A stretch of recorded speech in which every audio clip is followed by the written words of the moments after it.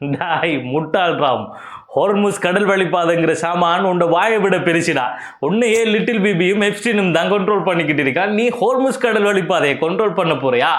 அப்படி என்று நான் சொல்லல, ஈரான் நாட்டோட ஐஆர்ஜிசி ராணுவம் அப்படி ஒரு வசனத்தை எழுதி ஒரு ஸ்டிக்கர் அடிச்சு அந்த ஸ்டிக்கரை அவங்களோட மிசைல் இருக்குதானே அதில் ஒட்டி அது அமெரிக்காவோட பேஸுக்கும் இஸ்ரேலுக்கும் அனுப்பியிருக்காங்க. அது ஒரு வீடியோ பதிவு செஞ்சு வெளியிட்டு இருக்காங்க. எவ்வளவு பெரிய ஜோக் இது. இதுல லிட்டில் பிபி என்று ஈரான் சொன்னது பெஞ்சமின் நெத்தன்யாகுவை தான். அவர் பட்ட பேர் தான் பிபி என்று இன்டர்நெட் சொல்லிச்சு. இதை என்னத்துக்கு அனுப்பியிருந்தாங்கண்டா, ஈரான் ஜனாதிபதி எங்கள்கிட்ட போர் நிறுத்தத்துக்கு கேட்டிருக்காரு. ஆனால் நீங்கள் ஹோர்முஸ் கடல் வழிப்பாதையை திறந்தா மட்டும்தான் நாங்கள் இந்த போர் நிறுத்தத்துக்கு ஒப்பந்தம் செய்வோம் என்று இந்த அமெரிக்காவோட ஜனாதிபதி டொனால்ட் ட்ரம்ப் கூறினதாக ஒரு ஸ்டேட்மெண்ட் சொல்லியிருந்தார். அந்த ஸ்டேட்மெண்ட்டுக்கு கொடுத்த நக்கல் பதில் தான் இந்த ஸ்டிக்கர்.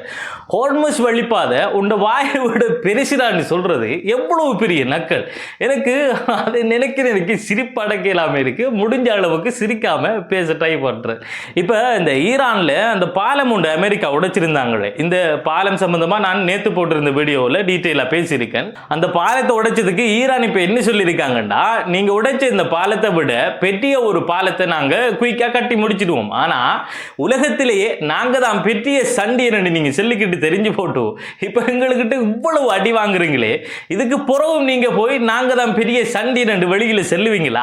அந்த உடைஞ்சு போன உங்களோட அந்த இமேஜ் உங்களால திரும்ப கட்ட ஏழுமாண்டு கேட்டிருக்கிறதோட மட்டும் நிப்பாட்டாம அடியண்டா சும்மா நெருப்படி விழுவுது இஸ்ரேலுக்கும் அமெரிக்காட பேஸுக்கும். இப்ப நான் மேலுக்கு ஒரு வீடியோவை பிளே பண்றேன், அந்த வீடியோவை பாருங்க. அதுவும் இஸ்ரேலுக்கு விழுந்த அடிகள்ல ஒரு அடிதான். இது மட்டும் இல்ல, நிறைய வீடியோ இருக்கு, நிறைய அடி விழுந்திருக்கு. அது எல்லாத்தையும் போட்டு காட்டுறதுக்கு இப்ப நேரம் காணங்கிறதால ஷோர்ட்டா இந்த வீடியோவை பிளே பண்றேன், நீங்க அதை பாருங்க. அடுத்ததா இஸ்ரேலுக்கு மட்டும்தான் அடி விழுந்திருக்கான்னு பார்த்தா குறுக்க இந்த கௌசிக் வந்தாண்டு கேட்டுக்கிட்டு அமெரிக்காட F-15 ஸ்ட்ரைக் ஈகிள் என்கிற ஒரு விமானம் ஈரானுக்குள்ள வந்திருக்காரு. வந்த வேகத்திலேயே கௌசிக் மாமாக்கு ஒரு அடி விழுந்திருக்கு. அந்த அடியோட மாமா மறுகி ஆகிட்டாரு. அந்த விமானத்தை தேடி மாமாட பெரியப்பாட மகன் என்று சொல்லிக்கிட்டு இன்னும் ஒரு ஹெலிகாப்டர் வந்திருக்கு. அவருக்கு மடிதால் அவர் அடியை வாங்கிக்கிட்டு தப்பினம் புழைச்சிண்டா வாப்பாண்டு ஓடிட்டாரு. அடியை வாங்கிக்கு தான் போயிருக்காரு, ஆனா தப்பிட்டாரு.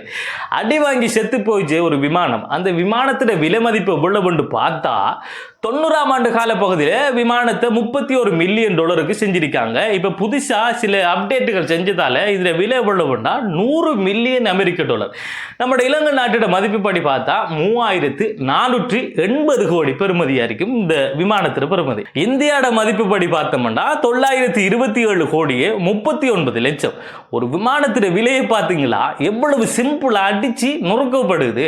இவ்வளவு காசும் இருந்தா எத்தனை ஆயிரம் பேர் செட்டில் ஆயிடலாம். ஒரு ஆளுக்கு 1 கோடி என்று பார்த்தாலும் இலங்கையில 3480 பேர் லைஃபை செட்டில் பண்ணிடலாம். சரி, இப்ப நான் விஷயத்துக்குள்ள வரேன். அமெரிக்கா உடைச்ச ஈரான் பாலத்திட விலை $400 மில்லியன். ஈரான் அடிச்ச விமானத்திட விலை 100 மில்லியன். இப்ப இந்த 300 பில்லியன் பேலன்ஸ் இருக்கு. அதுக்கு இன்னமும் வேற ஏதும் விமானம் வருதாண்டு ஈரான் பார்த்துக்கிட்டு இருக்காமண்டு ஐஆர்ஜிசி ராணுவம் சொல்லியிருக்கு. அமெரிக்கா இந்த விஷயத்துல கடன் வைக்காம இன்னும் ஒரு 3 ஃபிளைட் அனுப்பினா நல்லா இருக்கும் நான் நினைக்கிறேன். இது சின்ன விஷயம் இல்லை. அமெரிக்காவுக்கு இது ஒரு மிகப்பெரிய நட்டம். இப்படி இவங்க நட்டப்படுற இந்த விஷயங்களை வெளியில தெரிஞ்சிச்சென்றா அமெரிக்காவில் டொனால்ட் ட்ரம்புக்கு எதிராக நிறைய எதிர்ப்புகள் இன்னமும் எழும்பும். அதால நிறைய விஷயங்கள் அவங்க மறுக்காங்க, அடி வாங்கினாலும் வெளியால சொல்றாங்கல்ல.